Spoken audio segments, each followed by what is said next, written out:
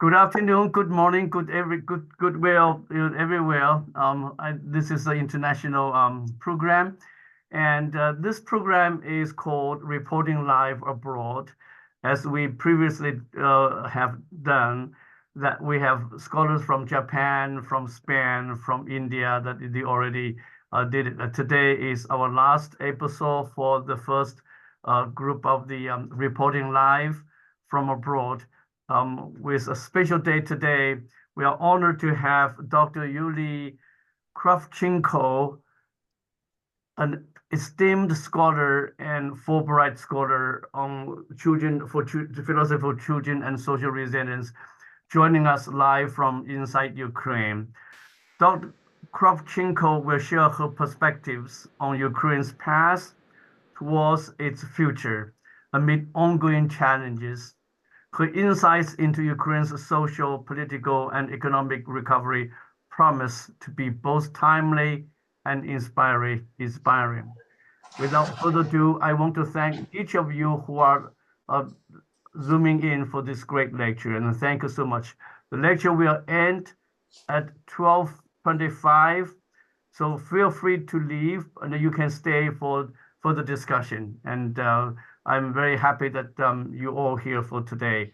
Thank you so much again, and here with our distinguished speaker, Yuri Kravchenko, please. Hello, dear American audience. For me, it's a great honor to meet with you today and to talk about the Ukraine, about the current situation and generally world issue. Today is a very special day. As you know, it is 3 year of full-scale, unprovoked Russia's invasion to Ukraine. And actually, it 11th year of the Russians' war against Ukraine, because for us, the war started in the February 2014, and it, as you know, it started by annexion of Crimea, and later by the occupation of the south regions of Ukraine, Donetsk and Luhansk regions. Actually, we account that it is 1096 days of war. And I have today very smash emotion, very different feeling. I have my own memories. Also, I read a lot memories of colleagues and people whom I even don't know, but who were in different part of Ukraine. And the picture, of course, for everybody was absolutely stressful and shocked. But in the same time, also somewhere something was different. And it is very important for us to collect these memories and to document all this, everything what is going on, because we need to reflect, and of course we need to consider this as in a judge and to give the right mark for this injustice war. So I will talk with you today as educator, according to my profession, and also as a representative of Ukrainian civil society. Why do I emphasize that I am representative of civil society? Because I was a participant in the street protest in Ukraine that took place during the presidency of Leonid Kuchma in early 2000. I was a participant in the Orange Revolution of 2004 and the Revolution of Dignity in 2013-2014. I'm neither a politician, nor a government official, nor a political analyst. And I will speak about today's topic from the perspective of my own experience and profession. I will be glad for all your questions, and I would like, of course, to answer for those issues what is interesting for you. Today's topic pretty, I could say, pretty wide. Yes, it's about we are talking about future. So of course, how built. So now we are fighting for our future. We are fighting for our existence, and of course, it means that we are fighting for our right to have a future, because our neighbor Russia wants to steal this chance from us Ukrainian, that we have this future, to have that have this future and build our own way of living. Talking, but anyway, talking about the future in generally, person or nation can speak concretely about the future only when they have a deep understanding of their past and aware of cause and effect relationships of events that occurred in the past. So this is very important to stay on a real and deep knowledge when we want to talk and discuss how we want to live in the future and what we have to do. For Ukrainian, it's interesting question if to ask Ukrainian, do they know? If I ask my own citizens, do you know a Ukrainian past? Do you know a Ukrainian previous? And unfortunately, many of my citizens answer that just a little, or I know something, but it is a fake. For 300 years, Ukraine were occupied mostly by Russian Empire, but also Hungarian Empire also. So for these centuries, Ukraine unfortunately didn't have own government, own state. But in the same time, our crucial history, especially in 20th century, gave examples, gave lessons how to survive. And these survival lessons really inspire ourselves now. What I want to say that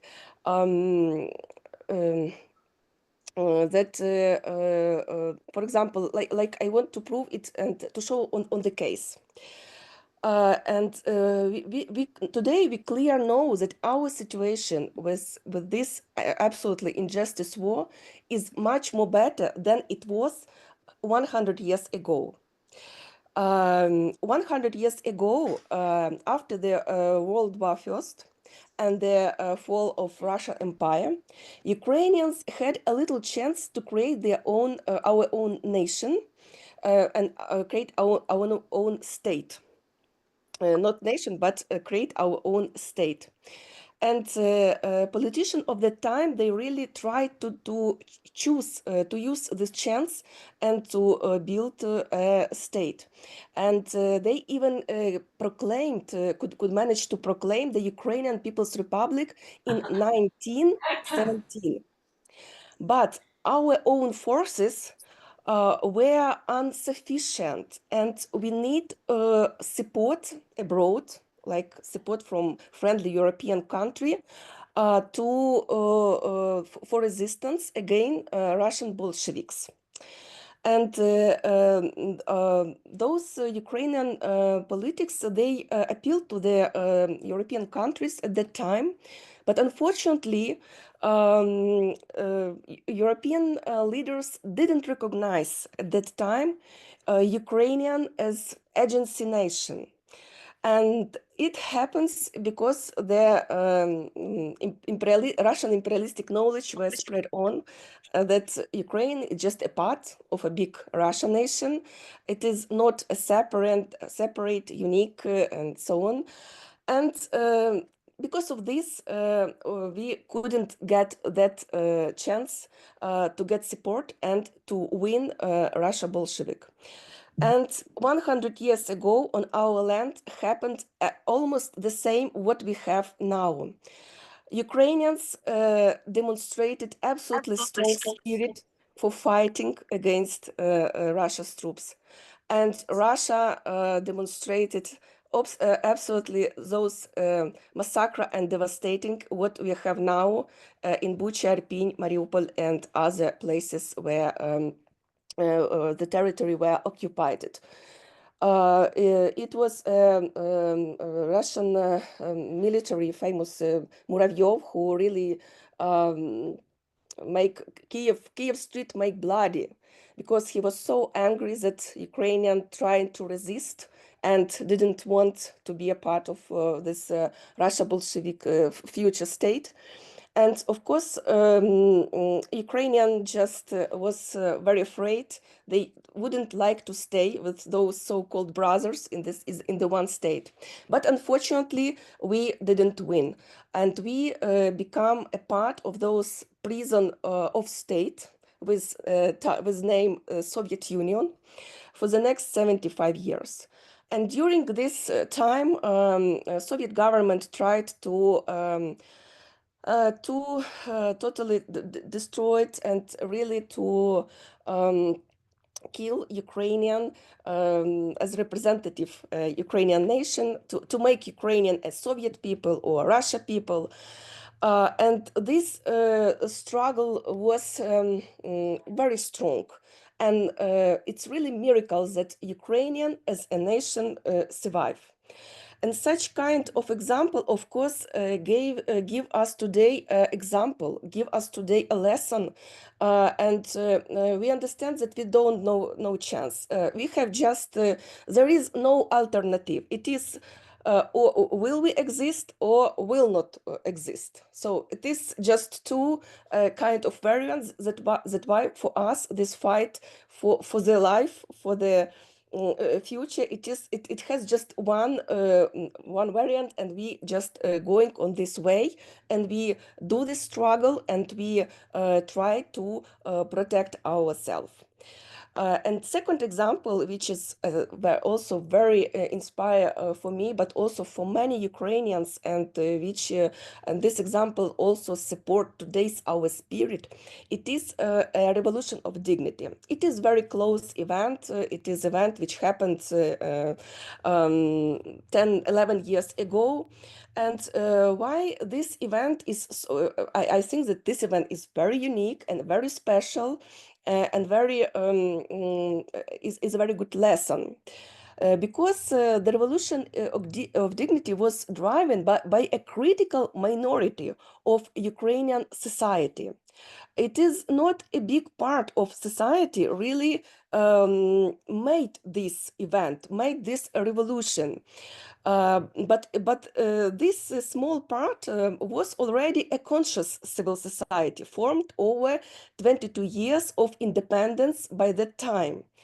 Imagine that around 10% of society achieved, at least after the 3 months of standing in the downtown of Kyiv on Maidan and doing this protest, we achieved the president's escaping from the country to another country, neighbor, Russia country. We made this we really achieved our goal. We showed as a society that we want to live in democracy country. We follow for the values like dignity and freedom. We did not allow Ukraine to be handed over to Russia, which was being prepared throughout President Yanukovych and Prime Minister Mykola Azarov's government. And we had this experience of it was a victory. Despite the tragic, it was an absolutely tragic event. It was first victims, first killing of people, and it was also absolutely shocked things. And even until today, we still have trauma. We call it Maidan trauma, because we didn't have time also to work with this trauma as quickly as the next day the war started. So we haven't time to post-trauma period or something like that. So, but in the same time, it also makes our spirit strong and make us believe that we as a very small group of society can make a change in this society. And even more, later more people support us, and later more people who at the beginning like didn't understand, maybe was lazy, wouldn't like to went out and to do this work, because it's really work. It's not easy to living out of the street in frosty weather, and actually it's absolutely volunteering things, and also you have to postpone your own private life. But later people realize that those activity was meaningful, that this change was important, and it like society awake.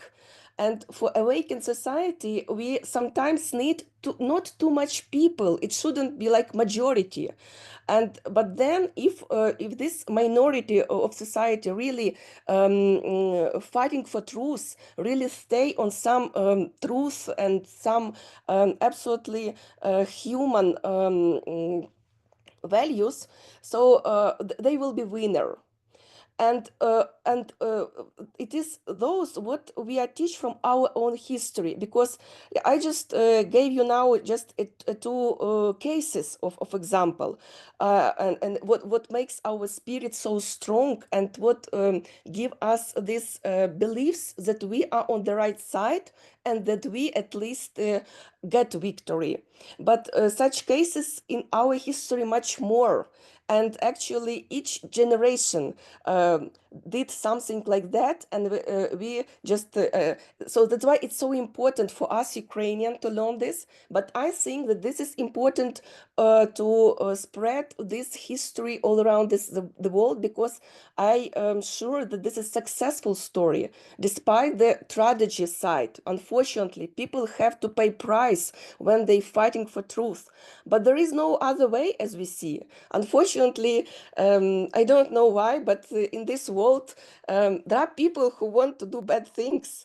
And but majority of people, I believe, really want to do good things and live in good way and develop own communities, own country for wealthy, flourish living, so on, just to have a good relation with neighbors, and really to make this world better. But unfortunately, sometimes happen that big power are could be in the hands of somebody who really wants to use this power for some own fantasy, some own imagine about the right and bad things, so on, and then millions of people could suffer. So we observed this during the 20th century, and Ukrainian are very experienced in this. So that's why we are fighting strongly, because we don't want to get to this past. That's why we know what future we want. But first we have to get a victory. So, and for this, of course, we need to have support of civil society of different countries. And I believe maybe it shouldn't be like even on government level, but according to this, our experience at Maidan victory, even if civil society of different countries will support us, we together will win. And also, I of course want to express my huge gratitude. So on behalf of all Ukrainians, of majority of Ukrainians, of course, I want to express the deepest gratitude to the American people for your unwavering support and your assistance, actually, which began during the Maidan. During the revolution of victory, the US has been invaluable to our fight for freedom and sorry, and democracy. And we remember about this, we know about this. And unfortunately, as the everything is going, and this full-scale invasion still in the very hard, I could say, position. So we need the supporting in different way. Epistemology supporting also is important, because Russia propaganda doing a lot for spreading different fake and untrue knowledge about our past, our history. That's why for all critical thinking people all around the world, is important to know more about this situation and about these roots, about this war, about this expansion and occupation, and this appetite of Russian Empire in this and state today situation.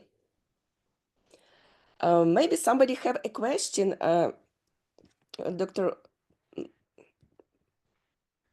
So we have a question. What is the proportion of Ukrainian and Russian speakers in your country? How does this impact the current situation? And I just checked, there is some, as of 2022. Yeah. Thank you very much. Your language question, it of course a very painful and very dramatic issue, I could say, because language, it is a weapon. Because language, it's you live in the way how do you speak. And for centuries, Russia Empire use this instrument also to kill Ukrainian identity. So it is more than 200 documents which forbidden Ukrainian languages in different way during these centuries, and people were killing just for willing to speak in Ukrainian, writing, playing drama, singing song. This policy, of course, makes the situation when of many Ukrainians really were Russian-speaking person. And it was, especially in Soviet time, it was politic to create a Soviet person. So not Ukrainian, not Georgian, not Estonian, but Soviet person. They couldn't do a Soviet person, created a Soviet person, but at least they can create this synonymous Soviet person, Russian person. And you know from your own experience, if you are talking about, for you, it's like synonym. If you are talking about Soviet Union, all those people in Soviet Union, they are Russians. And in that way, they really try to unvalue this identity of all other nations. And it was a very strong policy, but it was especially strict as for Ukrainian, because we are more similar than for example, Azerbaijani or Kyrgyzstan people. And in that way, of course, Russia wanted to, from all Ukrainian, really to make a Russian person. I couldn't tell you now some like statistic and proportion, but I can tell you that, of course, since the war in 2014, and especially now after full-scale invasion, a huge amount of people, those who all their lives since they were born, they spoke in Russian, they just don't care. For them, it really was like, I don't care. It's convenient. I was born, I studied in school, and it's my native language, but I am Ukrainian. So it's some kind of paradox. But after the invasion, people realized that Russia are not brother, as they tried to present before, and people tried to learn Ukrainian and tried to refuse from using their Russia. And in the same time, Russia is, according to the Ukrainian law, Russia is the minority as other minorities. So the biggest minorities in Ukraine is Crimean Tatar. Russia is not the biggest minority. So also there are other minorities. They have their own rights for develop own and according to their rights, of course, each can develop own culture, language, doing something activity. Of course, now people hate and they don't want to allow. It's like on the level of civil society, we don't want to listen to music in public space, and actually now it's forbidden to listen music, if, for example, in public spaces like a bank or pharmacy or somewhere else. In private spheres, in private life, person could listen at home, like in their own car, please, you can listen whatever. But in a public place, yes, now Russian language is forbidden. Good. The program officially ended right now, but at the same time, please stay on, and as we continue to have great questions and answers.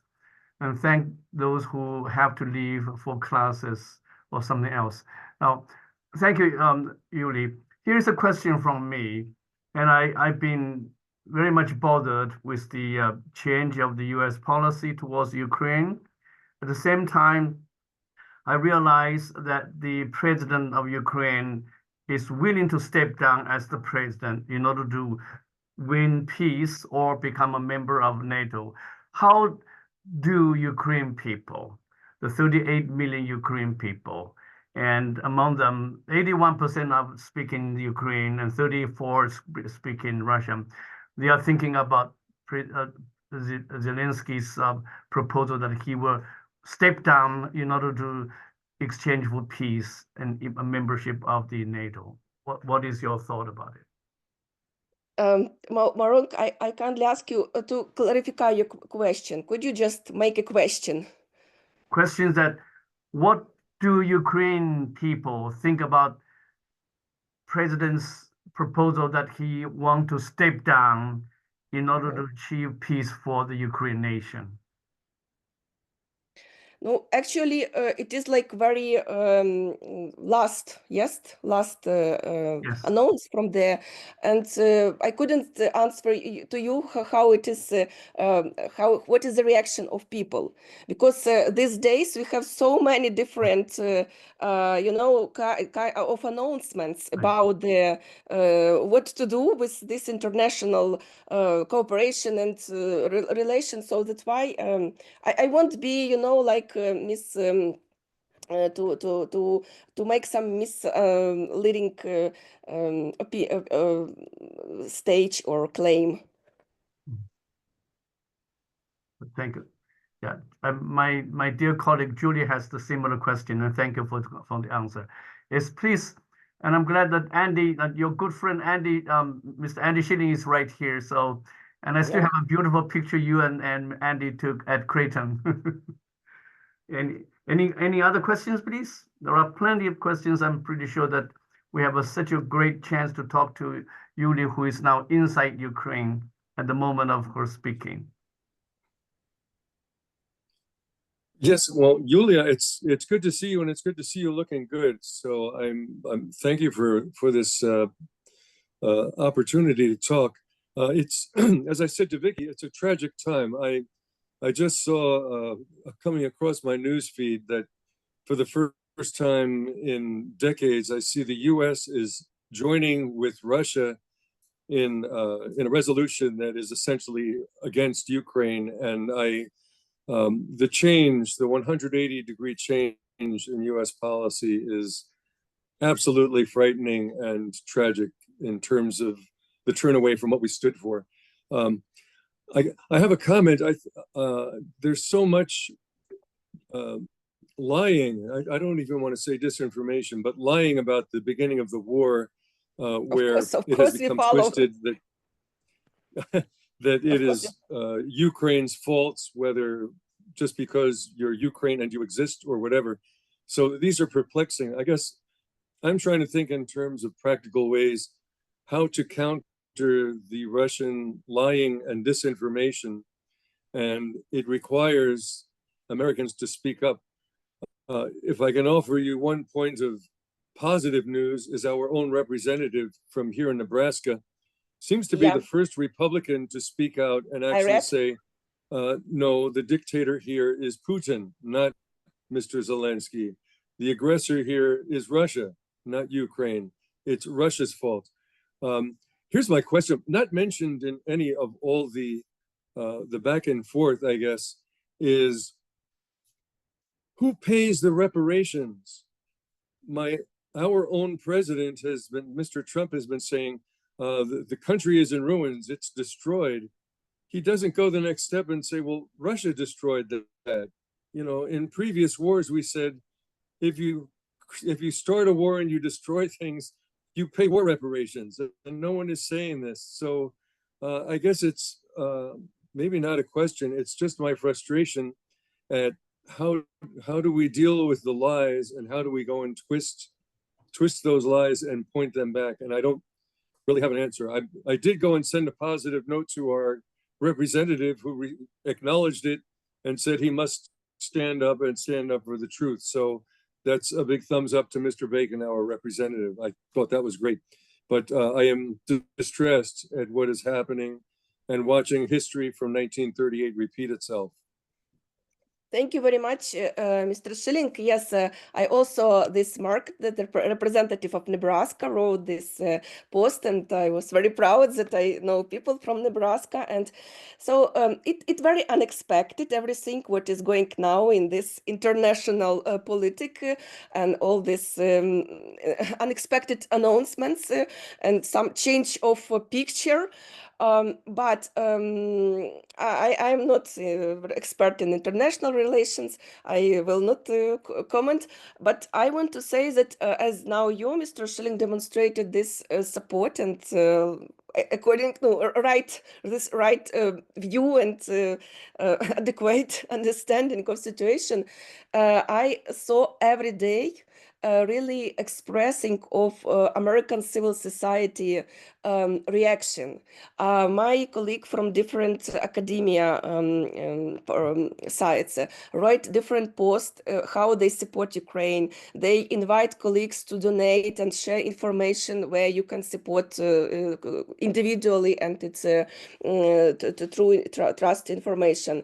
Then also some media like Washington Post also wrote such article which is also disagree with those president's claim. So for me, what also absolutely it makes me less stressful, I could say, when I see this reaction, because I know the power of civil society, and I believe that civil society of the US didn't allow for the president to make something absolutely I don't use words so just yes, nobody maybe no, we didn't expect, of course, but it happened, and we for our daily life we continue much more harder to do what we have to do. After the closing, you said this activity, Ukrainians started donated much more to all different kind and try to find alternatives how to support those projects which are really in crisis and which is especially are necessary for people surviving in some regions. So if it possible to say, I'm absolutely an optimistic feeling, I could say, because what if I will be in pessimistic? What if I will be try to make a panic? So then I know that I have to survive together with my people.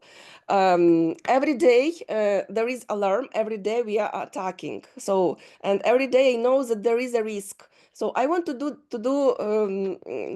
as much as possible for every day to make my own impact for this future victory of Ukraine. And I strongly believe in this victory, because I know that some people, many people, Ukrainians, in the middle of 20th century, they dream about independent Ukraine, but they never saw independent Ukraine because they were killed, or in some other way they didn't survive until 1991. And I know that I live in the dream of those people.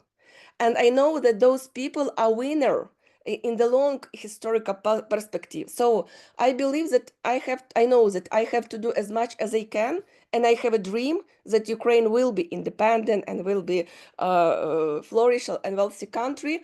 But yes, maybe I will not see this, but next generation of Ukrainian will be in that. And it also makes sense of my work today.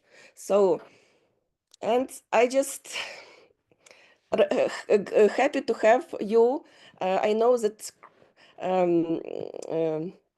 a lot of organization and representative of Nebraska state especially support Ukraine since the first day of war and did at least numerous events for this.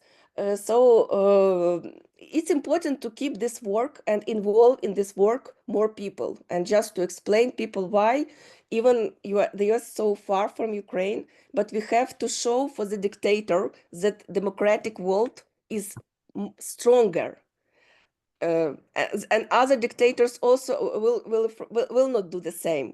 But otherwise, it will be an example. Okay, let's start to do something like that, because democratic world is weak now, and nobody can protect other neighbors.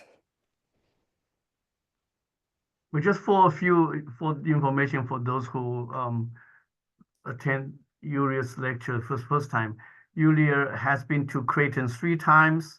This is the first time that she joins us from Ukraine.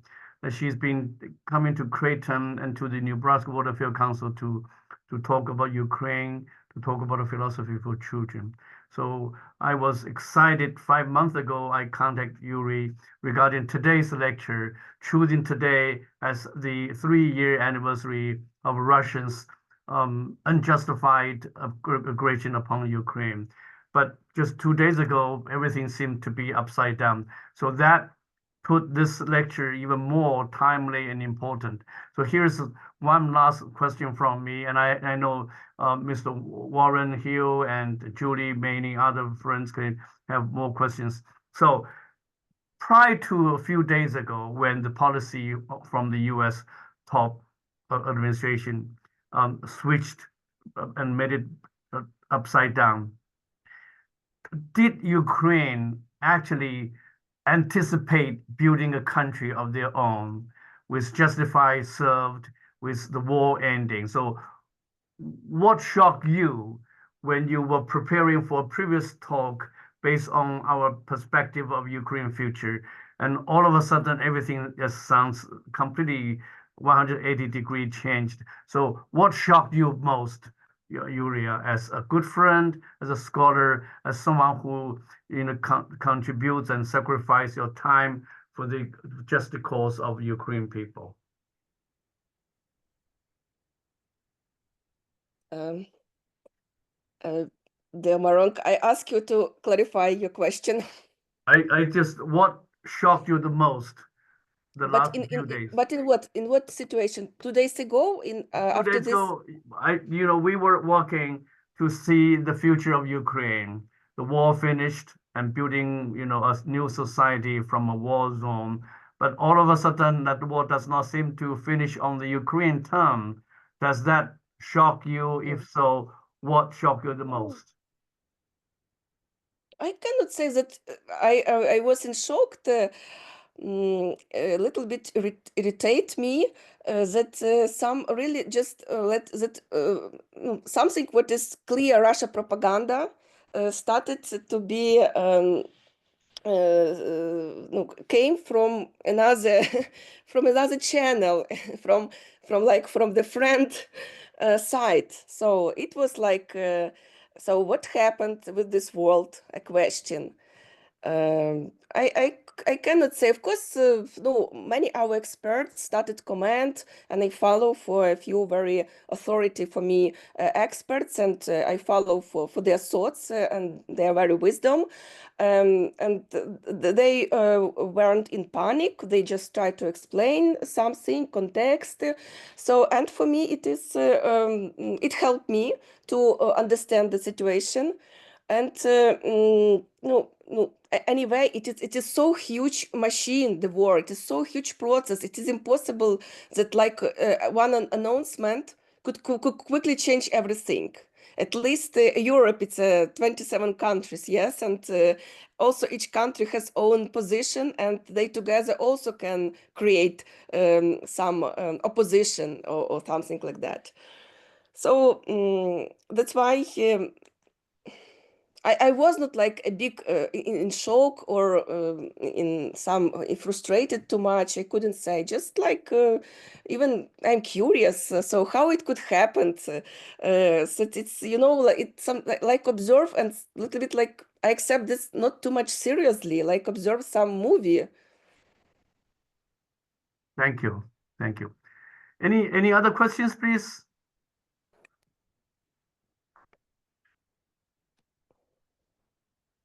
Julie and Vicky and Mrs. Hill.